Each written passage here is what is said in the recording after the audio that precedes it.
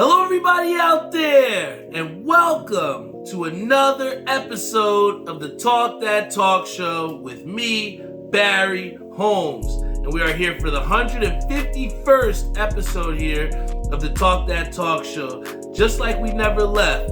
Like I said, I'm just so excited to be here each and every week to share my Friday night with you all after a long, hard day of work.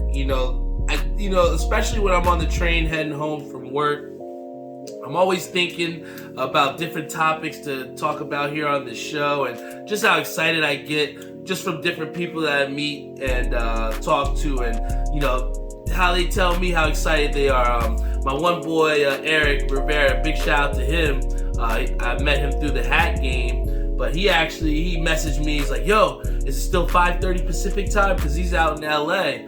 So, I was just so excited to him. Yeah, you know the vibes. You know we always on every Friday. So, the fact that people continue to look forward to this show, it humbles me each and every time I have an interaction with someone that looks forward to this show.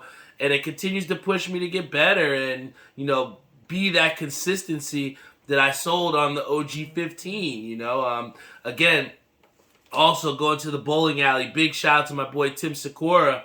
But, seeing him rocking the Talk That Talk Show shirt and proudly, and then even to have the Not For Sale pin, again, it means a lot to me to have people that want to support me. You talk about, these other places and people that try to build their own brands, and even some of these major companies that pay for their advertisement. And to me, I just have believed that, the organic route has always been the best route as far as, gaining people to go with you and to follow you and to, listen and to subscribe in. I just feel as though, me being my 100% true self and continuously putting forth the vulnerability to show you guys what's going on inside my mind, that is what fuels me to continuously go forward each and every week, man. And, I know I had a realization last week that, in a way, we kind of minimalized those little goals and stuff, and, to celebrate afterwards with, 150 episodes, I think that it really just recharged me and just infused me to continue to push forward to that, 200 episodes and beyond, man. But one thing's for sure certain, I almost had to get pride to get off, to get on the air here, because, I got a text from my boy Jeff, and actually from Peter first, and Peter was talking about how he had, 17 kills on Call of Duty Warzone. Jeff had texted me, he's like, "Yo, this new mode is crazy, B. You gotta check it out." And I didn't believe people at the start, but, for those people that have played video games, you're into Call of Duty, this mode that they just, kind of reintroduced with Resurgence is absolutely bananas, man. You pretty much start out, fighting for your loadout off the rip, and then on top of that, you have, full shields. It's just absolute chaos. They've turned off the Resurgence clock until like the very final circle. So, anybody that plays Call of Duty that's maybe gotten tired of it, or, needs a different mode to kind of push you back in and get you interested, this mode right here, I'm telling you, the new Resurgence is absolutely fire, man. And I played it. I went to the gym earlier, and then right afterwards, I was like, "Yo, I gotta get on this game, man." And I probably played it for a solid 2 hours straight, and I can't wait to play more, man. But another game that's on the radar, which I haven't picked up yet, but I've seen a lot of my friends have been saying, "Yo, it's fire, it's dope," is that MLB The Show 22.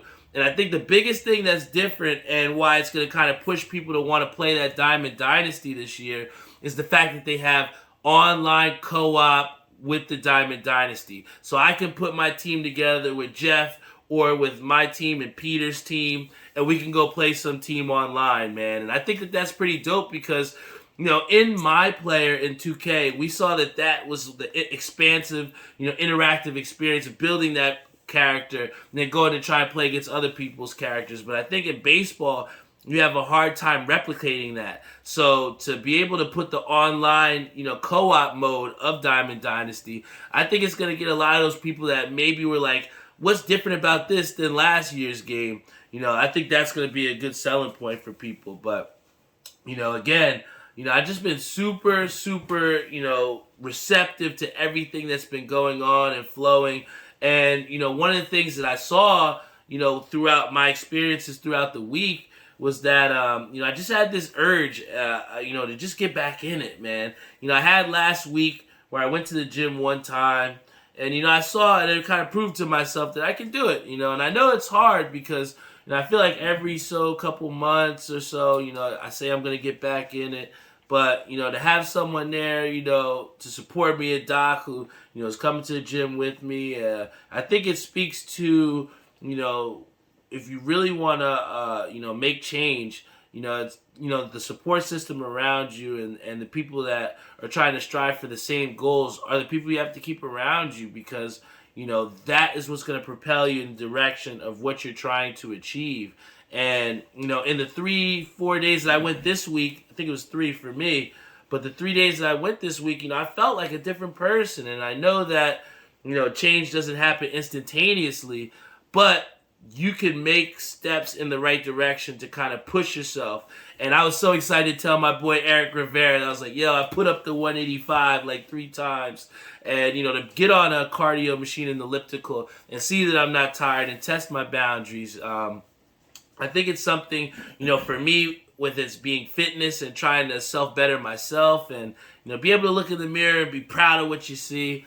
I think that can also apply in many other different realms where, if you want to get to the next step, whether it be career-wise, whether it be sports-wise, whether it be anything, you just have to be able to be willing to put in the work, the consistency like he puts in the chat, Eric. But, that consistency is something that is very, very, it's one of those things that only you can hold yourself accountable for. Like, big shout out to my brother because I know one of the things that he's, trying to do is he's going to go on a 2-month cleanse where he doesn't drink any alcohol and no fast food. And, I think that that's pretty dope because it's always good to try and challenge ourselves to, kind of put ourselves back in that consistent way or that positive path. And, my kudos, my hats off go to him because I know that, he's going to, like he said, he's going to miss Cinco de Mayo and stuff like that. But ultimately, when you have a goal that's higher than the instant gratification, then it makes it that much easier to get to that end result. So, for me, I'm not quitting alcohol. That's not in my cards. But what I am trying to do is I'm trying to make changes to get on a better positive pattern. Whether that's coming off the train and going straight to the gym, maybe going on the weekends, just trying to set those manageable goals so that my fitness is something that I enjoy. We talked before about how, when you don't want to go to a workplace, when you don't want to be somewhere, it kind of drains your energy. And, the places that we go are supposed to infuse us, get us energized. So, I just want to continue on that positive path, stay consistent and see what that can do for the rest of me in my other realms of my life, But, one thing that we haven't been able to escape what it seems like the biggest meme frenzy has been surrounded around the Will Smith incident, man. If you're on this planet Earth, you saw the smack heard around the world, man. And what we saw was Will Smith smack Chris Rock over a G.I. Jane 2 joke. Will Smith laughed at that joke. If you see it on camera, he laughed at it. And then afterwards, he saw that Jada was a little bit less than satisfied. So he decides that he's going to walk up on the stage and slap Chris Rock. And I didn't see it live. I did see the picture once. My boy Jeff had sent me the video and I watched it. And, I was just disappointed. And I was just like, damn, this is a bad day for black people, man. Because at the end of the day, whether people feel like it or not, people have their, perceptions of what we are. And I feel like at times, especially growing up, we were constantly trying to break that stereotype of what we were and what we are, And a lot of times we don't get the same opportunities that some people do because of what people think we are. And Will Smith, quite frankly, he made us look like a bunch of hooligans. You know what I'm saying? And I think that for the advancement of where black people have come to where you have people that are getting nominations for Oscars when people boycotted the Oscars because of the lack of black representation. For him to kind of like take that advance back to where him and I think it was somebody else, Samuel L. Jackson, was supposed to be getting their first Oscars. And now nobody, instead of using that as a highlight and highlighting the positivity that these actors have done in the community for uplifting and giving black people heroes, some people view them as folk legends in a way. But, my boy, Will Smith, and I think it was Denzel Washington said to him, in our highest moments, that's when the devil tries to come for us. And, here you have Will Smith, who should be overcome with joy, but in reality, he's overcome with, this rage from him defending his wife, who, mind you, had complete affairs, embarrassed this dude on national television multiple times, and it's crazy. My boy K. Sam says, do you think that is an impossible standard for all black people to hold? At the end of the day, we all are our own individuals, Carl, and I think ultimately, it doesn't even have to be a black or white thing. I just say this because, it was my boy Will Smith not only, doing that, but slapping another one that looks like himself, man. And at the end of the day, what I will say is, I don't think Will Smith would have slapped anybody else that he knew he wouldn't be able to slap. You know what I'm saying? And it's crazy, man. And we have Carl Wallace who says he was cheating as well too. I know he was doing his thing. He had an open relationship. I get it. But, ultimately it kind of, again, I know, we have knocked Will. All the memes have come from him defending a, scandalous woman or whatever. He's done his own dirt. We get it, But at the end of the day, when you choose to put, a lot of your business out there, you're going to get a lot of the opinions from people that you may not want, I think that a lot of times it's crazy to me how people get upset, how people react to things that they post on social media, but this is what you're doing. You're posting on social media to get a reaction from people. And, ultimately what I saw from Will Smith was he let, the, kind of in a way, decide, his wife kind of being not satisfied with him and with him not defending his honor to then step out of character and ruin his own moment. And any person that's supposed to be a significant other or someone that truly, loves Will Smith or loves that person and elevates them in that moment, why did she stop him and say, hey, stop right now? No, you know what I'm saying? Like, that moment or, and even to defend her, there's many different ways he could have done it. But I felt as though he took the most absolute wrong way to not only hurt himself, but also hurt the people that he represents. I mean, I felt so bad for Venus and Serena Williams and the whole movie that he was supposed to be recognized for. That was supposed to be a beautiful moment for all of them to share. But in the end, we've seen that it's just a meme fest, and it's kind of been like a mockery, man. And then you have Carl who said they both had an agreement and the world knew that they were swingers. Will didn't feel embarrassed. Hey, well, you know what? He definitely felt embarrassed for the repercussions of the slap, I'll tell you that much, because he's went publicly apologizing, trying to do his best on damage control. But at the end of the day, and I think that this is something that we can all kind of take away from this black, white, whatever, cheaters, swingers, single, monogamous. One thing is for certain, you have to be careful of the decisions that you make because each decision has its own lingering effect, positive, negatively. Every step or action that we take, especially at this age where we're getting up, we have to be so much more calculated in the way that we choose to do, what we do. Even me, myself, with having a podcast and representing, multiple people that believe in me, I have a service to uphold to make you all proud to tune in every Friday night and to rock those shirts. And I'm never going to put myself in a position to take away from the integrity of this show and the prestige and the allure of everyone that makes it what it is. So in that same regard, whether, you agree, disagree, or whether you think he was wrong or not wrong, just know that every action that you have has a consequence, and the things that you do will get reactions out of people, whether you like them or not. So you just have to be careful what you do. And, this is a great point, because what we've seen too is on the Knicks end, who have been eliminated from the playoffs, we see that they're not going to, build on what we had positively last year. But, the thing that sucks about this so much is, when you've seen positivity and you've seen, glimpses of what a team could do, and then when you see they take 10 steps back, it's so difficult to watch, man.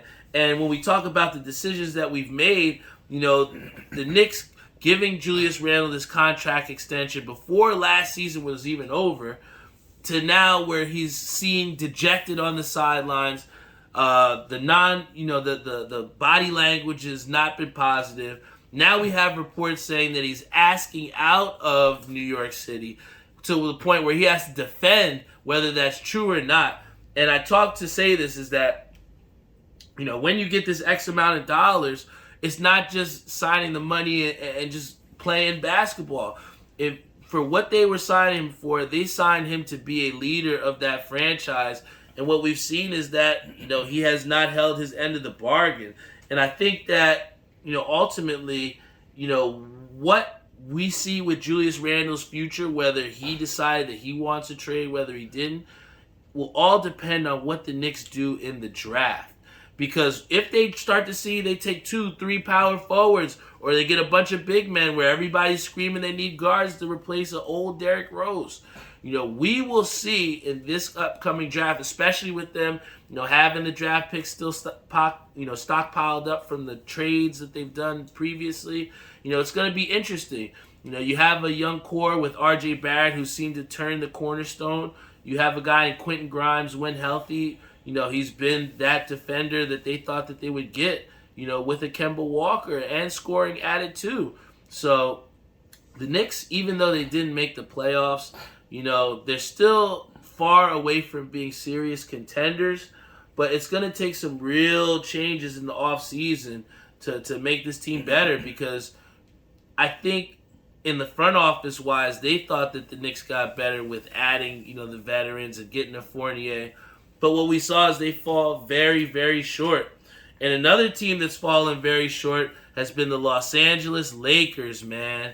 And to see that this team is on the outside looking in with just a couple games left, I think the biggest question that we have to ask is, if the Lakers do not make it to the play-in tournament, or if they don't make it to the playoffs, what's next for the Lakers? And I think that, the thing that people don't understand is just the LeBron effect, right?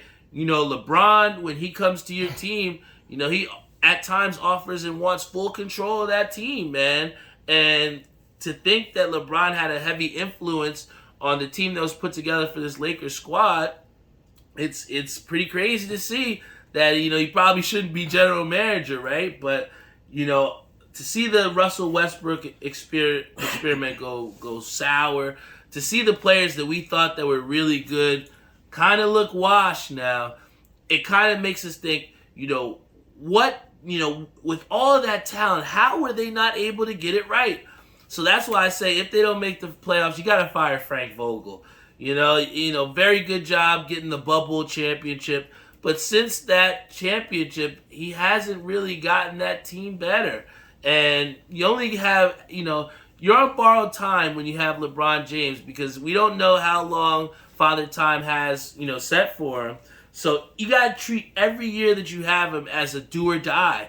And I just don't think that Frank Vogel has shown the ferocity, the urgency that maybe this Lakers squad needs. I think it goes without saying that you got to get rid of Westbrook as well too. That experiment has failed. And if I need to tell you why, you probably don't watch basketball. And then, the future for LeBron, I hate to keep bringing back the draft, because, a lot of times people are just so stuck in the now as well too.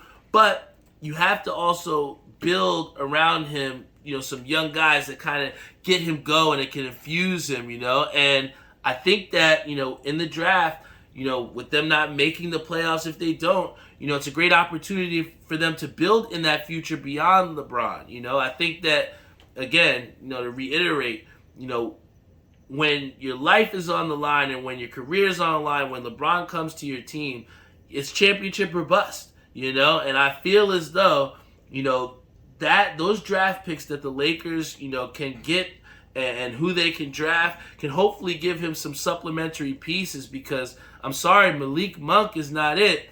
Stanley Johnson is not it. I don't know how. I don't know how this Lakers squad could have been perceived as a playoff team. It's crazy to me because, they're far from it, man. But it sucks that my Knicks didn't make the playoffs. But even before the season started, now I see my Mets are going to have some problems too, man. Jacob deGrom, he's going to miss his opening day start. The key about this one is that they have no timetable on when he returns. It's just tough, man. When you come out and you're marketing to guys, we have the best rotation in baseball, and you're straight up, your ace is gone. Thank God we got Max Scherzer, and now we're really going to have to depend on him to kind of pick up the slack, because what we've seen in baseball is, if you don't get a good head start in the start of the season, you're constantly playing catch up, man. And what we've seen from the Mets is they'll have these hot starts, but they fizzle off, man. And especially where you have the defending champions and the Braves who lost Freddie Freeman, they're trying to prove to a lot of people that World Series wasn't a fluke. So, it's going to be a very competitive division for the Mets. But, we have, Eric, who says that they're still solid without deGrom. And, that's true. They still have Taijuan Walker, Carrasco. They'll have Max Scherzer. But it means something when you have a guy in Jacob deGrom where you're like, I know that he's going to go at least 6-7. And I know that he's going to put us in the best chance to win a game. It should be an automatic win.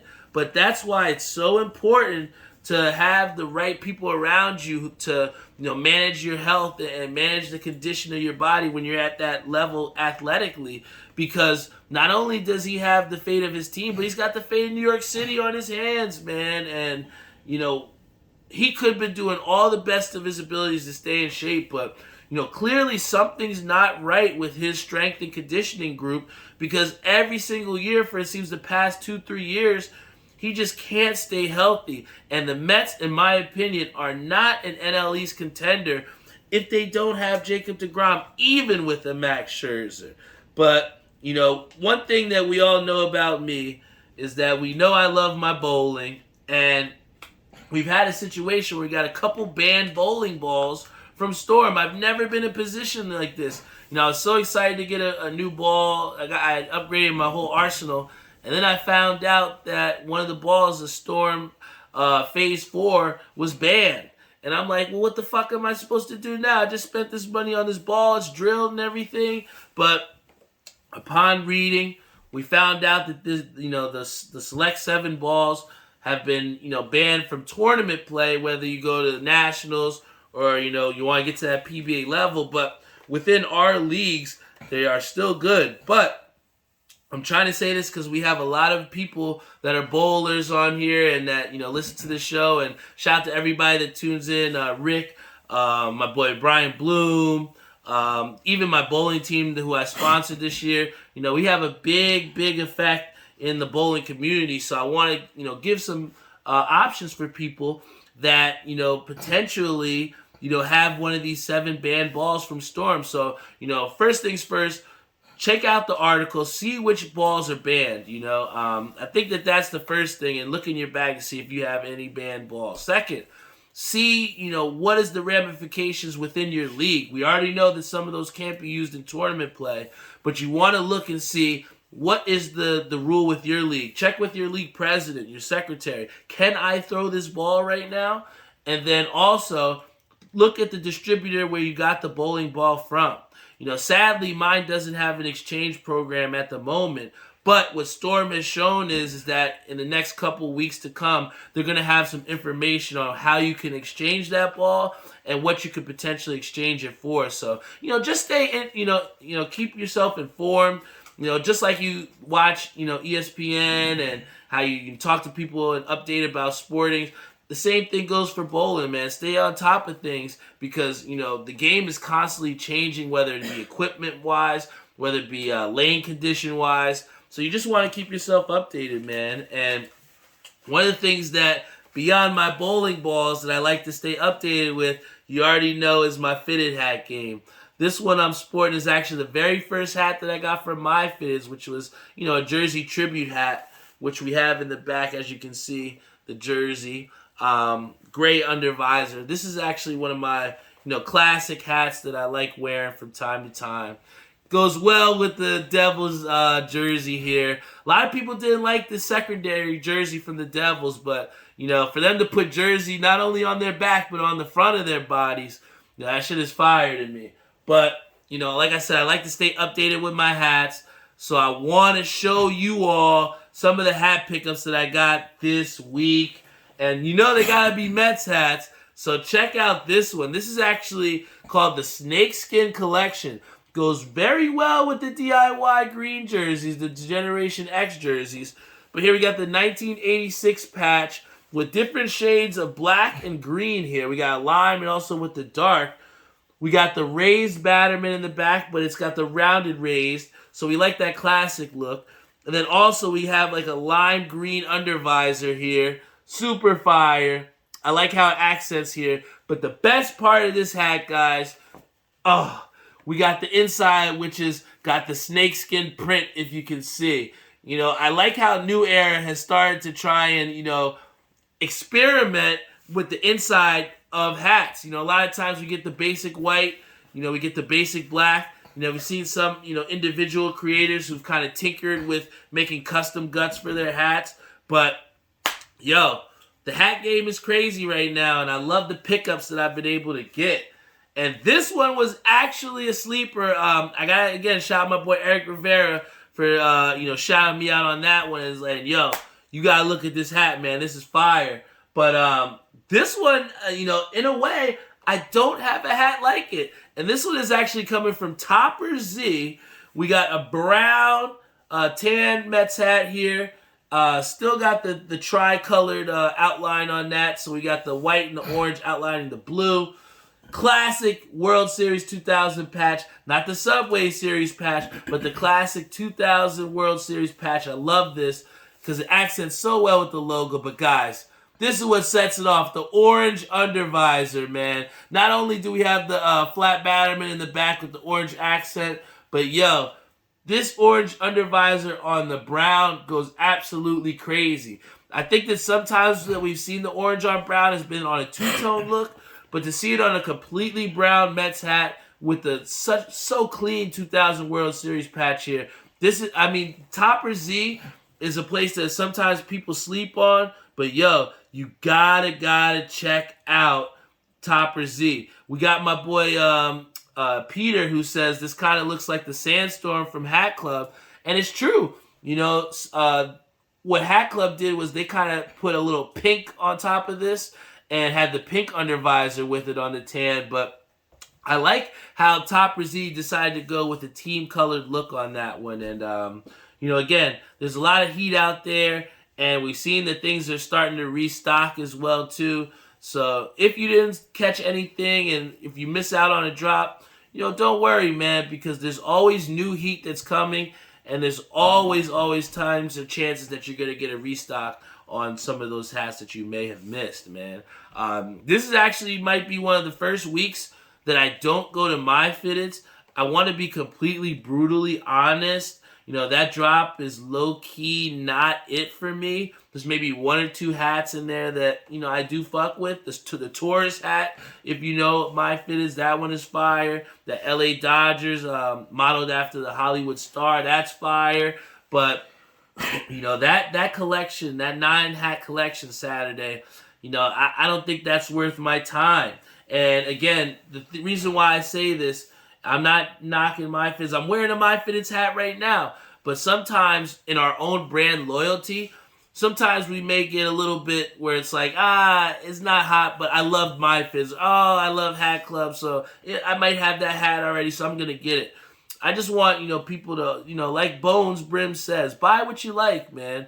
Don't think that just because it's from a certain place, you got to buy it. There's some, I like Yeezys, but there's some Yeezys that I think are absolutely ugly. So just because it's a part of your brand that you like, doesn't mean you got to cop it all the time, right? So, that's some words of advice from the Cap Master. But in closing, I appreciate you all out there. In honor of the first day of my brother's cleanse here, I'm not going to do a drink review. I want to, again, highlight that in the end, if we want to get to certain places, there are some changes that are going to have to be made. And, for me, getting back into the physical health that I know that I can be, I've prioritized trying to hit the gym, more often. And for my brother, maybe, quitting alcohol for a little bit, that's what's going to get him and propel him. But the main thing I want to tell everybody is built differently. And everybody is going to have their own routes and ways and coordinates to get into their destination. The main thing is looking within yourself and seeing what is it that you need to do to get yourself to where you need to go. And on that note, I appreciate every single one of you. I love you all. This is the Talk That Talk Show. 151 episodes in the book. We had a great following on our Instagram Live and our Facebook Live. Big shout out to Wavy Grape and Justin McPhail. Big shout out to Carl Wallace. He was active in the chat. One of my real good friends from Millersville. He's a real cool basketball player, man. Thank you so much for tuning in. We got Dave Stolness, my Uncle Mickey, Reese, Ishabod Crane, Brian Spawn, Peter Dunn, my boy Eric Rivera here, Bones Brims. Big shout out to him. Hopefully see you on the next drop. King Side Patch. Guys, we had a lot of people tuned in here. I don't want to forget anybody. Thank you so much for tuning in.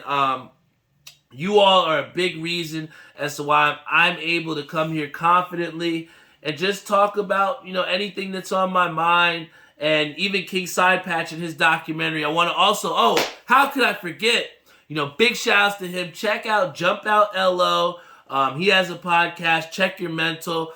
And I actually got to be featured on one of his episodes for a quick clip where we talk about hat culture and kind of how I got into, the fitted hats. And, I appreciate the opportunity that he extended to me. Jump Out LO had a great episode when he came here on the podcast. But, I just want to thank him so much for allowing me to be on his documentary. It was a great experience. And, again, to be on the other side of it where, I'm not producing the show. I'm just a part of it. It's something that I really appreciated. And then finally, I wanted to give a big shout out to my boy Javi Caps. Javi, it was crazy because the last drop, it was, raining out. The weather was absolutely atrocious, nasty, whatever. And I told Doc when she came with me, I was like, yo, if we get one of our tickets get called, that's it. We'll just call it a day and then we'll dip because the weather's just terrible. So in me doing that, instead of just keeping my ticket so that someone else wouldn't be able to get it, I decided, I was like, yo, I'm going to help out my boy Javi Caps, man. I'm going to give him my ticket. So to tell you the type of person that Javi Caps is, I give him the ticket. I was like, yo, bro, I'm about to cut out of here once we get these hats. I want to help you out and increase your chances, right? So I give him the ticket, and I go back online with Doc. Maybe 2 minutes later, he comes up to me with the ticket. He goes, yo, I'm not going to lie, bro. This ticket got called already. You should take this, man. You'll take this. It got called. And here I'm like, oh, shit. I didn't even know my ticket got called for a second time so I could double, triple up and make some more chicken. And he had that same opportunity. He could have took that information and he could have just, really went and copped it for himself.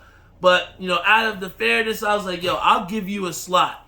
Whatever you want, I got you on my slots, man, because he didn't have to do that. And I only say this to say thank you so much, Javi.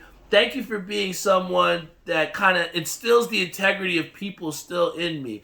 At times, in the experiences that we have, people can show us their ass at times and be like, man, I'm not fucking with this person no more. And to have somebody like Javi who really reinforced to me why he's, really dope and why he's somebody that I will help out if I have the chance. Because he could have took that ticket for himself, which I was going to give him.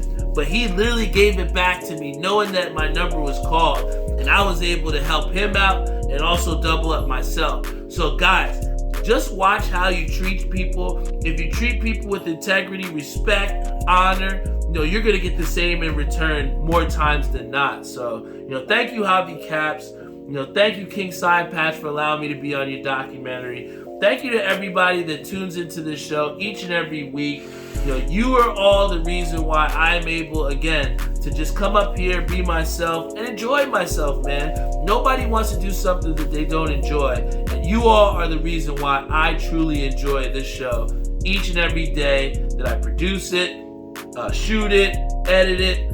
All the work is paid off because you all make it worth it. I love you all, and I'll see you all next week.